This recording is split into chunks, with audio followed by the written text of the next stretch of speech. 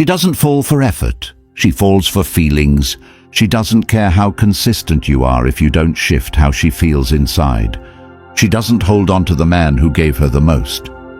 She holds on to the man who made her feel something she couldn't find anywhere else. You gave her attention. He gave her emotional impact. You tried harder. He stayed in her head. Now ask yourself, which one do you want to be? Drop "I'm the prize" in the comments if you're ready to change everything. Number 1. Stop giving it all. You keep wondering why she lost interest the moment you started showing up consistently, why she suddenly pulled back after you opened up, why the more you gave, the colder she became. And deep down, you know it wasn't about something you said or did. It's about what your actions revealed, that your time, your energy, your emotional access cost nothing, and nothing that costs nothing is ever valued. You offered your attention before it was requested, gave your validation without it being earned, poured out your emotional availability like water into a cup with no bottom, hoping she'd finally see that you're different from the ones who hurt her, hoping your loyalty would buy her loyalty, that your presence would make her stay. But it didn't, because she wasn't looking for a caretaker. She was looking for an emotional experience that made her feel something real, something unshakable, something rooted in depth, not desperation. And the brutal truth is you tried to buy her respect with emotional favors, and she only grew resentful because deep down she wanted someone she had to reach for, not someone who knelt to her. You thought being kind and attentive and patient and always there would prove you're safe, would prove you're worth it. But she didn't want safe. She wanted strong. And the strongest people don't give themselves away for free. They know their worth isn't measured by how much they give, but by what they withhold. Until it's earned, they don't throw their energy at every opportunity. They let people climb for it, stretch for it, grow for it. And when you reverse that polarity and made yourself the one doing the reaching, the chasing, the proving, you traded your power for the illusion of closeness, and that illusion cost you everything, because what she wants isn't effort. It's energy with gravity, energy that commands respect, presence that makes her rise to meet it, not sit back and receive it like a service. And I know you thought you were doing the right thing. I know you thought this is how you love, how you build trust, how you stand out. But in trying to stand out, you only proved you don't know your own value. Because if you did, you would have let her feel your absence before she tasted your presence. You would have given less. Not because you're manipulative, but because you respect yourself enough not to give intimacy to someone who hasn't invested in it. And that's the missing piece. They can't value what they don't earn. And you keep giving yourself away and calling it love. But it's not love if it empties you. It's not love if it leaves you questioning your worth every night, staring at a phone that doesn't ring, wondering why the more real you got, the more invisible you became. And it's time you stop pretending that overgiving is noble. It's not. It's neglect. Neglect of your own needs, your own standards, your own boundaries. And the moment you realize that, the moment you sit in that discomfort and decide not to chase, not to convince, not to perform, that's the moment you reclaim yourself. And I get it. The silence hurts. The distance stings. The rejection feels personal. But what if I told you it's not rejection, it's redirection? Because life is trying to show you something, that your energy is sacred, and it belongs in places where it multiplies, not where it drains, where it empowers, not where it begs. And if you want to change this pattern, you have to change your posture. Stop leaning forward into people who lean away. Stop speaking first in every conversation. Stop being the one who fixes things that aren't yours to fix. Stop being afraid that if you don't give, they'll leave. Let them, because the ones who only stay for what they take were never with you anyway. And I know that sounds harsh, but you're not here for comfort. You're here for clarity. And clarity doesn't come through lies. It comes through the kind of truth that cracks your ego wide open and makes space for you to grow. And that growth starts when you sit still, when you stop trying to be the solution to someone else's boredom or emptiness and instead become the answer to your own. And that's what Stoicism is, not coldness, not detachment, but discipline, self-command, the ability to stay still while the world demands you react, the strength to hold your silence when validation would feel better, the wisdom to choose solitude over performance. And if you can embrace that, if you can learn to value your energy like it's gold, not because it's rare but because it's powerful, then everything changes, because suddenly you're no longer the one trying to be chosen, you're the one choosing, and that energy is felt long before you speak. And it's that energy that creates respect, not your effort, not your availability, not your romantic gestures, because those things only matter when they come from someone who knows how to keep them, someone who gives with intention, not from fear of losing. And that's the shift you need, the shift from effort to elegance, from performance to presence, from chasing to choosing. And the next time you feel that urge to prove yourself, stop, breathe, ask yourself, is this action coming from power or from panic? Am I expressing or am I hoping? And if it's the latter, don't do it.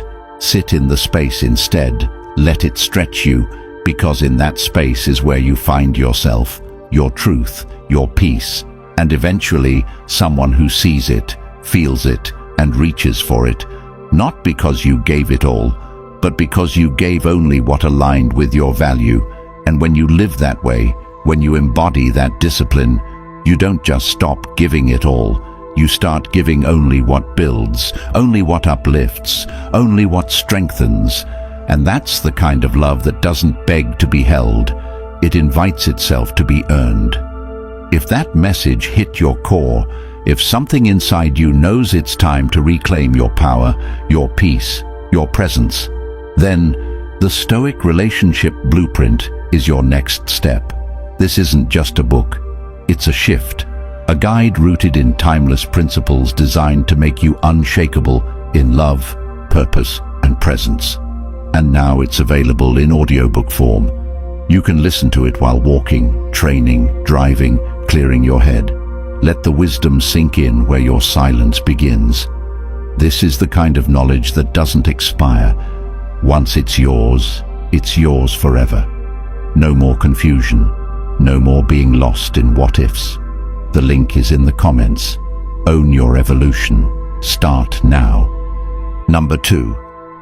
Let her earn you. Validation that comes too early destroys all desire, especially when it's handed to someone who hasn't put in any effort to deserve it.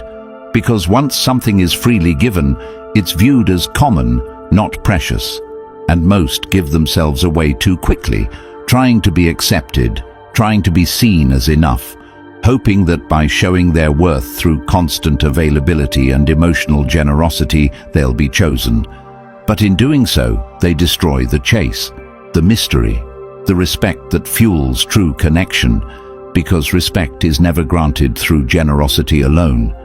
It's forged through discernment, through boundaries, through quiet strength that doesn't beg for recognition. And many enter relationships already surrendered, already exposed, already stripped of their edge, giving emotional intimacy in exchange for basic attention, mistaking consistency for connection. But consistency without boundaries only builds comfort, not value. And what's comfortable rarely compels anyone to grow or stay. And in a world where people are addicted to attention, the rarest currency becomes selective energy, measured presence, knowing when to lean in and when to pull back, not to manipulate, but to maintain dignity. Because the moment attention is expected, it's no longer appreciated, and this is where most fail. They think affection means being constantly accessible, constantly responding, constantly anticipating needs. But what it actually does is teach others they never have to reach, never have to show effort, never have to qualify. And this creates imbalance, not connection, because any dynamic without mutual investment leads to resentment.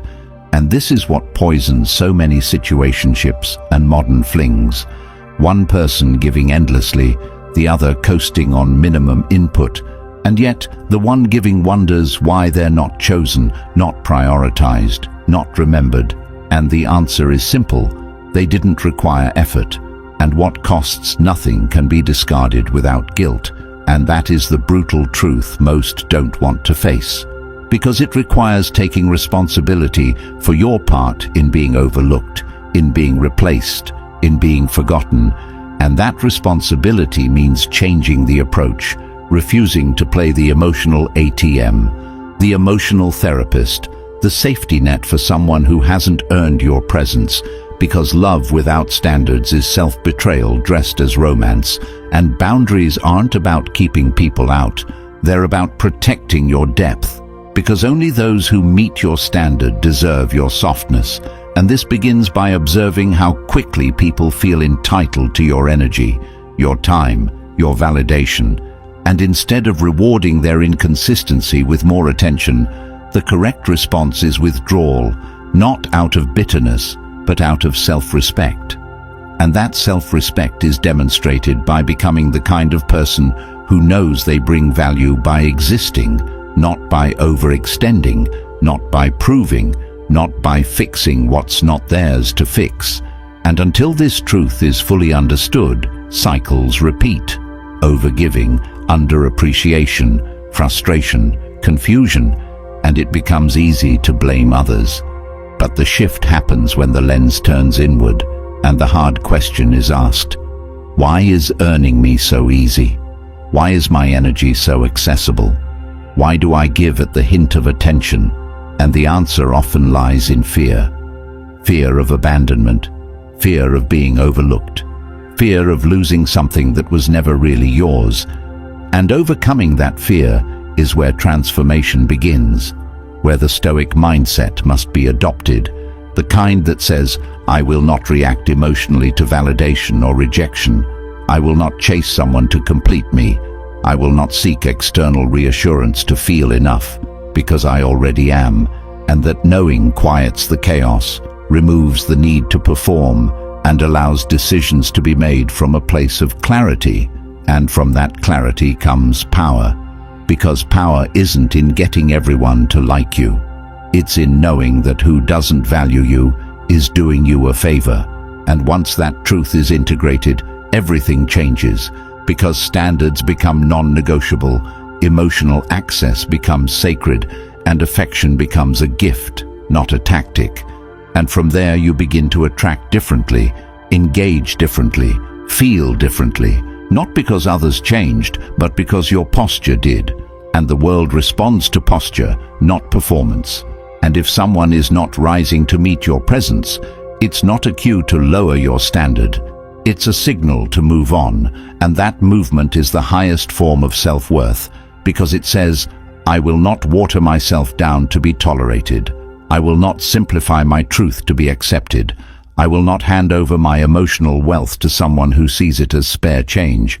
And this mindset, when applied consistently, filters out the unworthy, the inconsistent, the opportunists who only stay when it's easy, and opens the door to those who come ready, come prepared, come with a mirror of effort, of presence, of purpose. And that's the shift, the new foundation.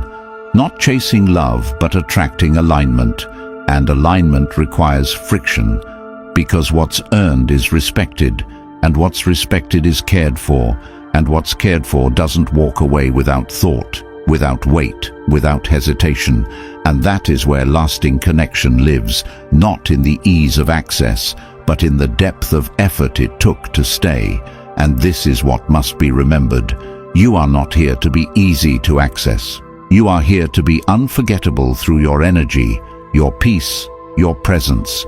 And that presence only holds value when it's protected, preserved, prioritized by you first.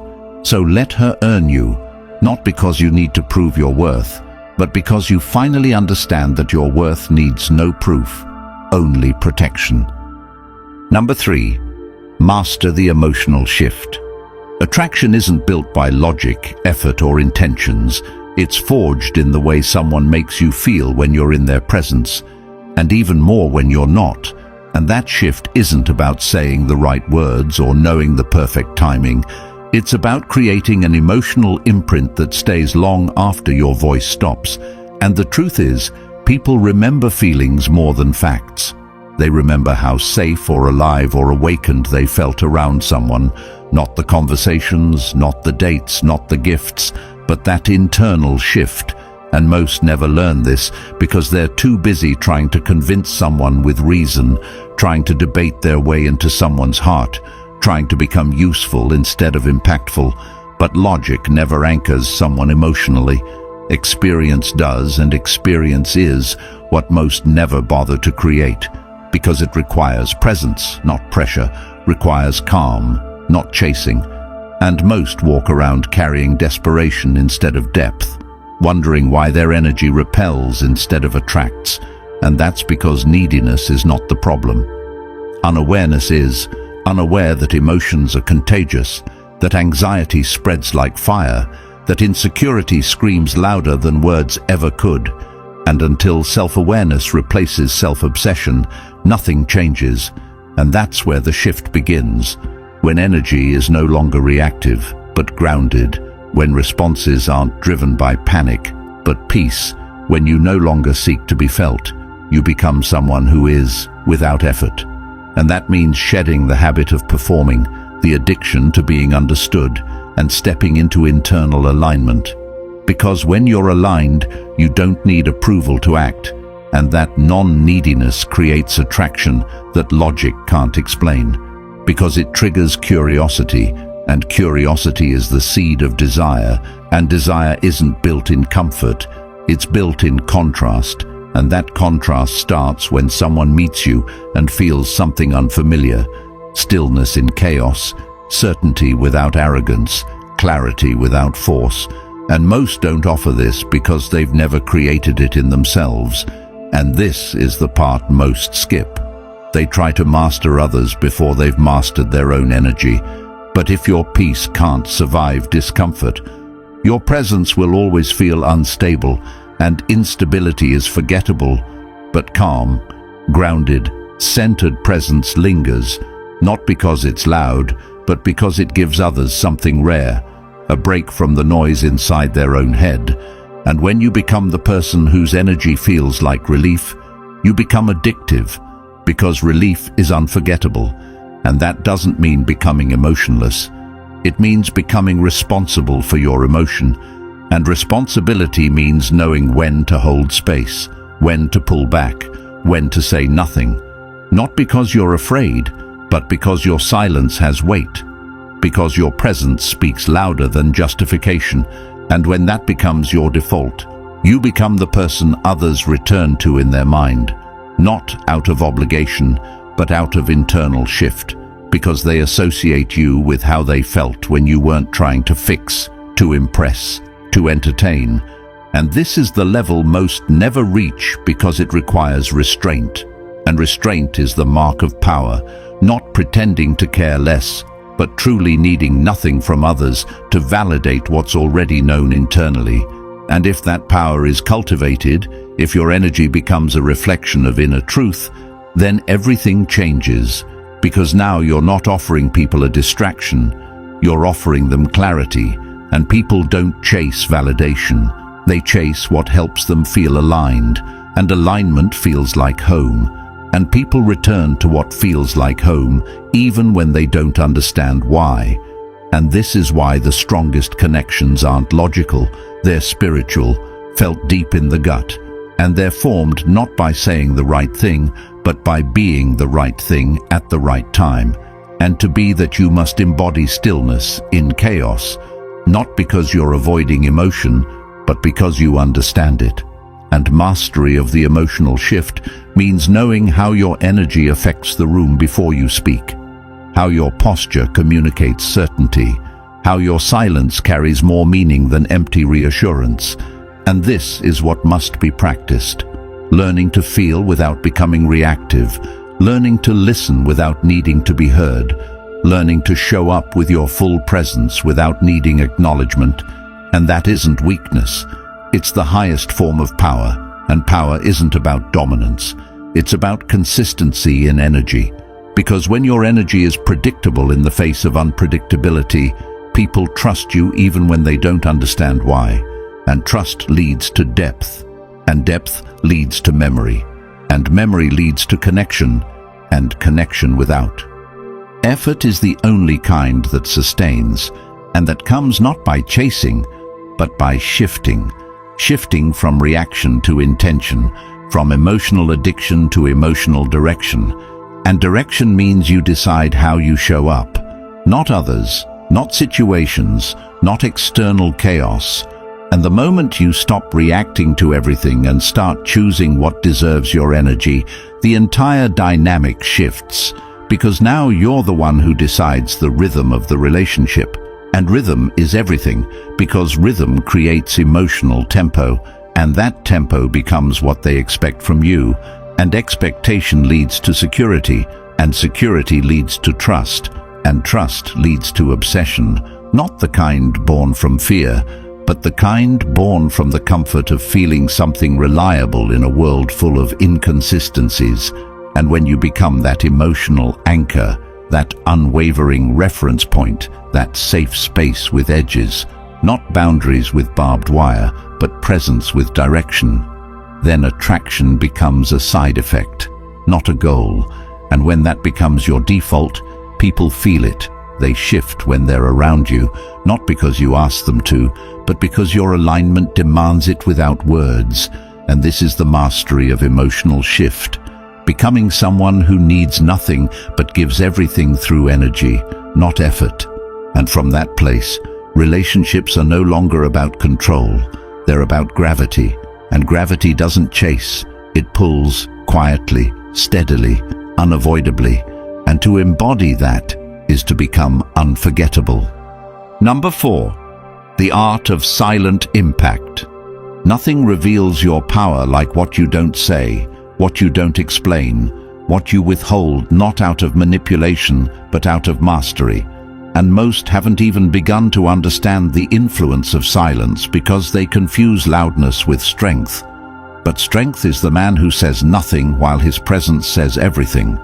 Not because he lacks words, but because he's no longer interested in wasting them on people who haven't earned the weight of his truth. And the reality is, most lose their value the moment they overexpose it. They speak too soon, share too much, reveal too quickly, not realizing that mystery isn't deception, it's dignity. It's what keeps people leaning in, keeps them thinking, keeps them wondering where they stand. And that wondering is the birthplace of interest, because people don't chase what they already understand. They chase what challenges their emotional certainty, and when every part of you is accessible from the beginning, you remove the need for pursuit. And the harsh truth is most will not value what requires no effort to attain. And if every thought, every plan, every emotion is laid out for someone who hasn't earned your attention, then what exactly are you protecting? Because power that explains itself becomes performance. And that's not impact. That's insecurity dressed up as transparency. And in today's world where everyone is trying to be seen, the most magnetic person is the one who doesn't need the spotlight, who enters a room and doesn't shift the energy by demanding it, but by owning it without noise. And that ownership doesn't come from arrogance, it comes from peace, from knowing that the loudest presence is often the one saying the least, because when energy is right, words become unnecessary. And this is what separates the unforgettable from the forgettable. Not volume, but vibration. And that vibration can only be cultivated in solitude, in the parts of life where no one is clapping, where no one is watching, where identity is built not through praise but through patience, through restraint, through the conscious decision to not respond just because provocation presents itself. And that's what most fail to realize. Every time you react to every slight, every insult, every moment of doubt, you become easy to pull off center. And someone who's easily shifted is someone who's easily controlled. And that's where the loss begins, because if others can predict your behavior, they can manipulate your path, but the one who moves in silence, who makes no announcement of his next move, who shows up when it matters but never when it's begged for, that person holds the true keys to influence, because everyone else is chasing attention, and he's holding attention without asking for it. Not because he's special, but because he's disciplined. And discipline is the highest form of presence, the kind that doesn't compete, doesn't seek, doesn't chase. It simply exists in strength, and strength like that is rare, and rarity is what causes curiosity, and curiosity turns into value, and value turns into longing, and longing turns into obsession, not the kind built on tricks or tactics, but the kind built on internal gravity. And this is where silent impact lives, in the ability to evoke without effort, to communicate without speaking, to influence without explaining. And the modern world has lost this because everyone's addicted to overexpression, to oversharing, to explaining feelings before they've even processed them. But power doesn't explain, it embodies, and embodiment requires mastery, not of others, but of self. And the self that's mastered doesn't argue to be understood, doesn't beg to be kept, doesn't try to hold people who are already slipping, because he understands that real value is felt in what you don't give away too easily. And this applies in every area, relationships, business, leadership, because in all of them, people remember how you made them feel. And the most impactful are those who made them feel something they couldn't quite explain, a presence that shifted their perception of themselves. And that kind of presence isn't found in people who always react, always respond, always need to be heard. It's found in those who are okay being misunderstood because they've built their identity in the quiet, and that quiet isn't emptiness, it's foundation. The kind of foundation that allows you to walk away without resentment, to be excluded without ego, to be replaced without losing value, because nothing you've built in peace can be destroyed by chaos, and that's what you need to understand. The people who seem to hold power in silence aren't withholding because they're cold. They're withholding because they've learned that not everyone deserves access to their inner world. And access isn't intimacy. Access is responsibility, and giving it too freely only teaches others that you don't value it yourself. And this is why most relationships fail, not because of lack of words, but because of lack of weight that comes from withholding just enough to keep the other person thinking, growing, questioning, reaching. And that reaching is what sustains desire, because no one stays curious about what's fully known. And if you've already handed over every part of your being without requiring any climb, any cost, any standard, then you haven't created a connection. You've created a convenience, and convenience is replaced the moment challenge enters the room. So learn to be the challenge, not through games, but through groundedness, through knowing that your value isn't in what you give, but in what you preserve. And preservation means sometimes walking away when you could argue, going silent when you could explode, saying less when they expect more, not out of withdrawal, but out of wisdom, because wisdom understands that most things don't need reaction, they need reflection, and the person who can hold their power in that space becomes unforgettable, because they become the calm in the chaos, the pause in the noise, the breath in the tension, and that kind of presence doesn't fade, it lingers.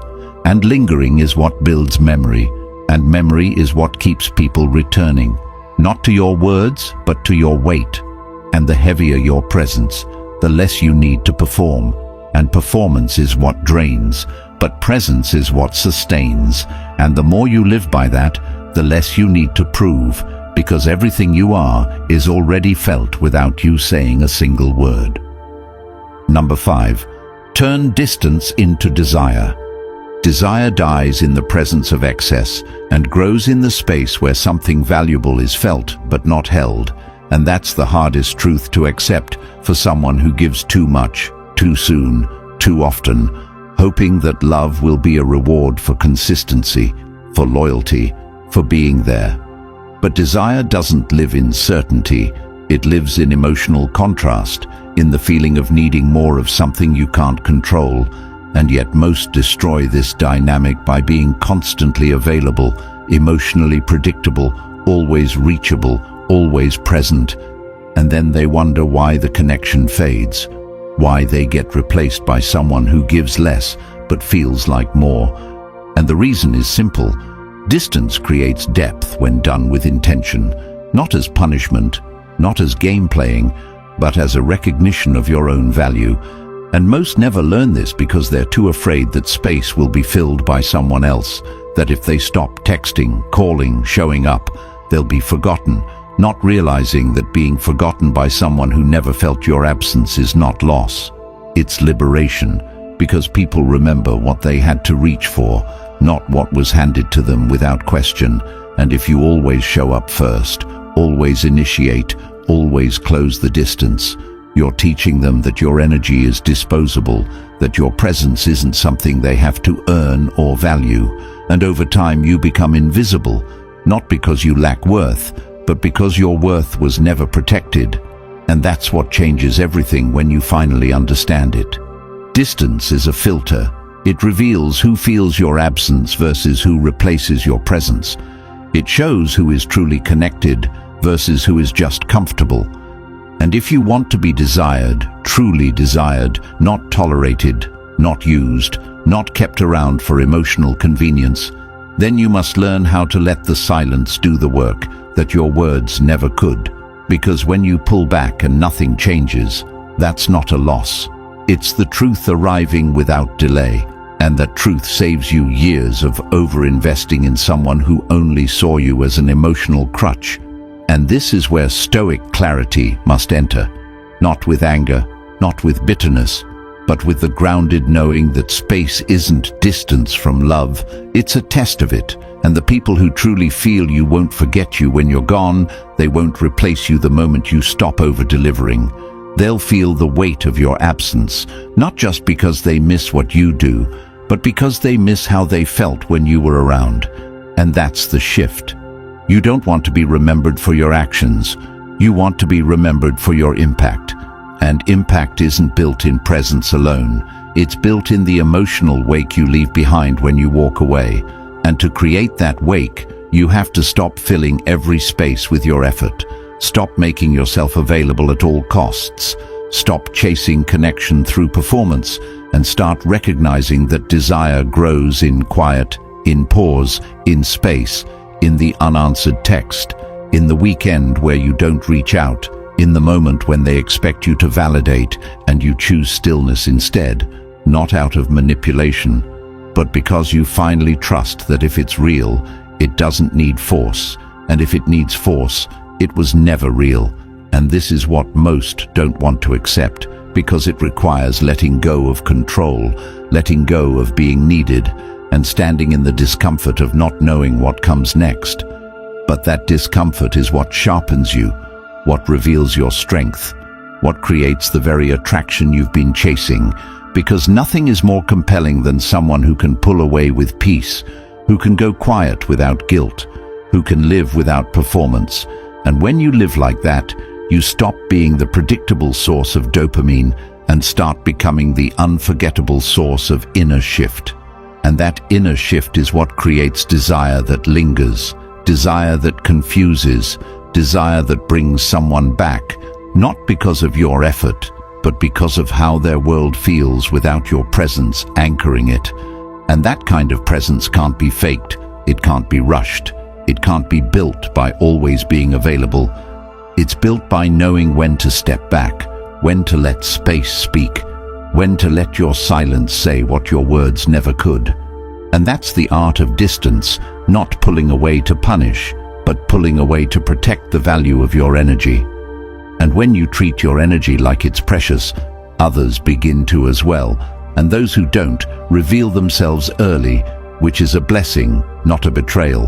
Because every time you give distance and they vanish, you just removed someone who only stayed because of access, not because of alignment. And alignment is what matters more than attention. And if that alignment isn't there, no amount of showing up will save it. And the moment you fully integrate this truth, your entire approach to relationships will shift, because now you're not chasing, you're observing, you're not proving, you're filtering, you're not needing, you're choosing. And from that place, distance becomes your ally, not your fear, because you no longer see space as a threat. You see it as a tool, a strategy, a reflection of your value. And when you give someone space and they rise to meet you, you know it's real. And when you give space and they disappear, you know it's right to let them go, because you don't chase what's real. You align with it. And alignment always begins with self-respect. And self-respect is built in the spaces you no longer try to fill with noise. And this is how desire is reborn, not in constant presence, but in intentional absence, not in begging to be seen, but in choosing to step back and let your value echo louder than any word you could say, because that echo is what haunts, what lingers, what lasts. And that's what makes distance not a risk, but your greatest asset when used with wisdom. If you're tired of being the man who always gives and still gets left, if you're done watching your value drop every time you show up too much, too soon, too often, then this is your moment. Society doesn't want you to find this truth. They want you blind, soft, overgiving, and replaceable. But the Stoic relationship blueprint will shatter that for good. It's packed with timeless principles that rewire your entire mindset and show you how to move in power, not panic. And now, it's available in audiobook format, so you can let it sink into your spirit while walking, training, or resetting your focus. The link is in the comments. If you're ready to reclaim your place, comment, "I will never beg again," like the video, and subscribe, because another man out there is one decision away from saving years of heartbreak. Be the reason he wakes up. Be the reason you never go through this pain again.